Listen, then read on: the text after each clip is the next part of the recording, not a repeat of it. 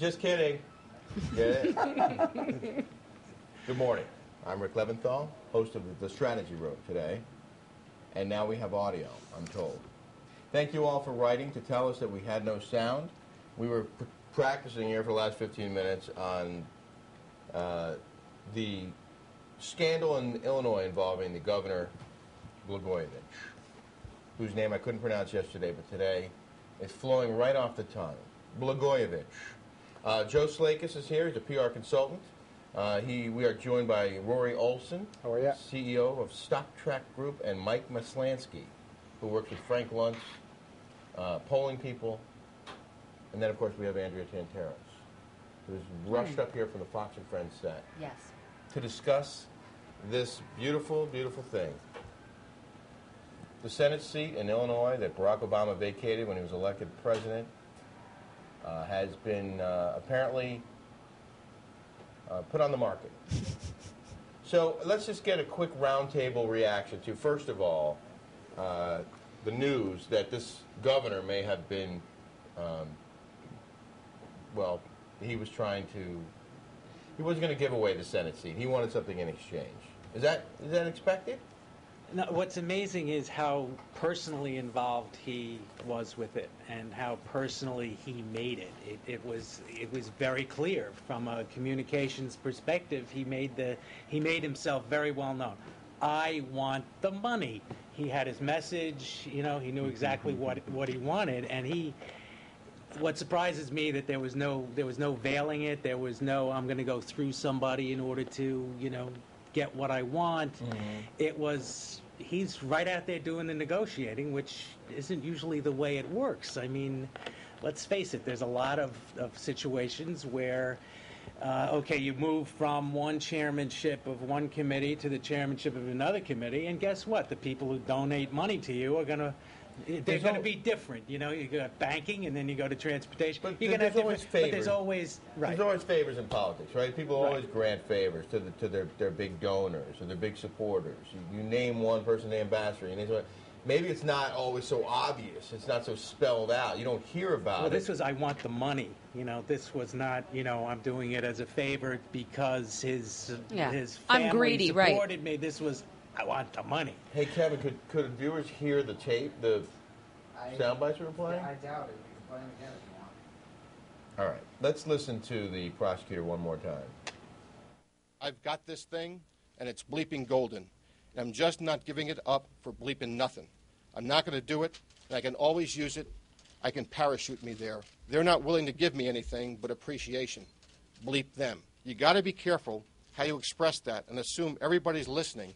The whole world is listening.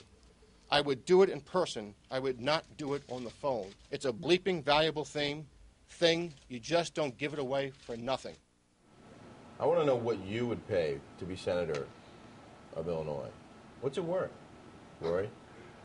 After today, not a whole lot. But you got to look at this thing, and it's the sequel to a bad B movie. I mentioned that before. You had the governor of the state of Illinois in the previous term get put away for corruption. And it's just remarkable that his successor could, do the same thing. Well, he still has the power to name the senator. That's not going to happen. No. Who's going to? But now now that state, Ohio is Illinois is in crisis. I mean, governor, senator, and don't forget Rahm Emanuel's seat as well. So, and I believe they handle those seats differently. The Senate can be appointed, but the House, they actually have to have an election. Well, to me, what's actually staggering about this is that this guy he must not be that bright. You don't have to be that explicit for the people around you to know that a Senate seat is worth something, right? He may be very bright, but he may be very arrogant. I think that's it. That may be true too, but why do you even need to say these things? I mean, your point, I think there are backroom deals probably all the time. There are quid pro quos. You don't have to, it's politics, right? You do things, you probably get things. But he didn't know that, obviously, that he was being recorded. They had a wiretap on his phone. Apparently, they wiretapped on his home. I mean, he's talking to his chief of staff, allegedly, about all this stuff. What are we going to do? How are we going to get me a job, you a job, my wife a job? And as long as he's governor, he has the power to appoint Barack Obama's successor.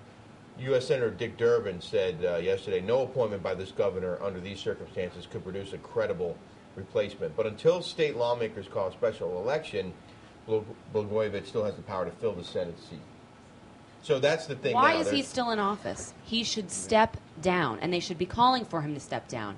But, you know, I don't see that happening. I don't see Pelosi calling for Rangel to step down. I mean, if they're so transparent, you know, Barack Obama, I don't think, you know, this tape almost not exonerates him, but the fact, you know, that they said all we're going to get is appreciation from Barack Obama's staff, that's probably the best thing. But it's not for Barack Obama. He's got bigger fish to fry. This is just a distraction. Absolutely. Because he's got to be wondering how many people, you know, I came up through the Chicago machine. How many people does this touch that are close to me? Well, you know, he doesn't need to deal with this. The economic crisis is a test for him, but he's not president yet.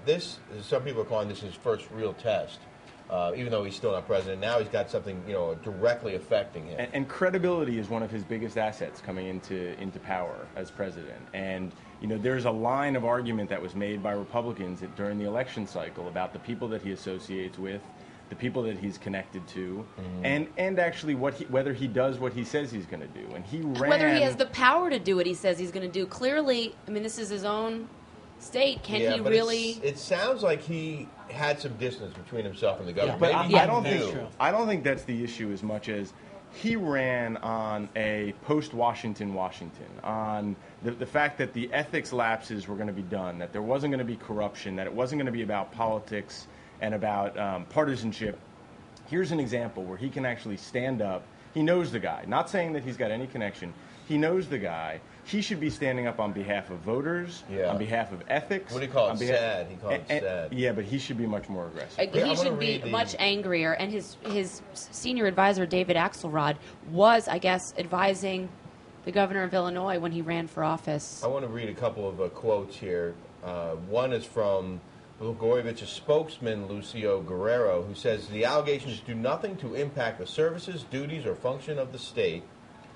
And the governor's attorney, Sheldon Sorosky, said he didn't know of any immediate plans for the governor to resign. Blagojevich believes he didn't do anything wrong and asks Illinois residents to have faith in him, Sorosky said. I suppose, quote, I suppose we will have to go to trial. You know, one of the things... He's seriously That's going disturbed. to change.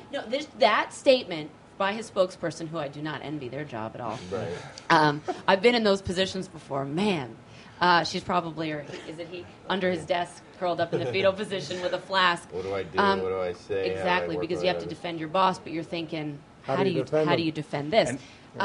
But, you know, the fact, that statement there, and his defiance in saying, I'm not going anywhere, have faith in me, this just shows, yes, he's capable of being arrogant, having a God complex. He doesn't see anything wrong with what he just did. You know what's amazing, too? He is, I think, the least popular governor in this country.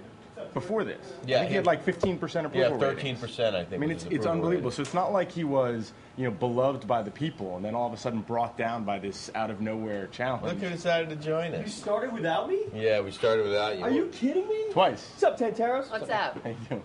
How are you? I'm good. How are you? I'm great. Mr. Straka. I missed you guys. Caught in traffic. Caught in traffic. It's awful.